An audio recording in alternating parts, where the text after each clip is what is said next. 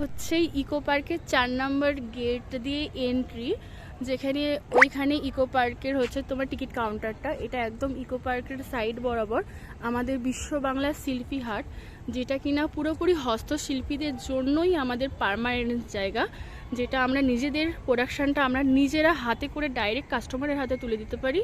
আর এখন চলছে আমাদের হস্তশিল্প মেলা, এটা আছে 2 তারিখ পর্যন্ত, 2 মার্চ পর্যন্ত। বাট আমাদের বিশ্ববাংলা যে শিল্পী হাটটা সেটা পুরোপুরি আমাদের হস্তশিল্পীদের জন্য, এবং যার যার নিজস্ব প্রোডাকশান তারা তাদের এগুলো সেখানে প্রদর্শনী করতে পারে।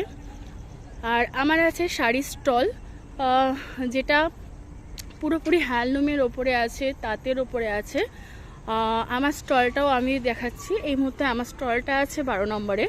এছাড়া এখানে হ্যান্ডিক্রাফটের প্রচুর জিনিস পেয়ে যাবে। কাইন্ডলি তোমরা যারা দেখবে সবাই ফরওয়ার্ড করে দিও। আচ্ছা, আমার স্টলটা রয়েছে 12 নম্বরে, আমি একটু দেখিয়ে দিচ্ছি। এবং এটা একদম ইকো ফ্রেন্ডলি স্পেস, যেখানে আসলে পারে তোমরা ফ্রিতে মিউজিয়াম ভিজিট করতে পারবে। এছাড়া আমাদের সাথে থেকে, আমাদের পাশে থেকে অবশ্যই জায়গাটাকে খুব আনন্দ উপভোগ করতে পারবে, বন্ধুদের সাথে আড্ডা দিতে পারবে।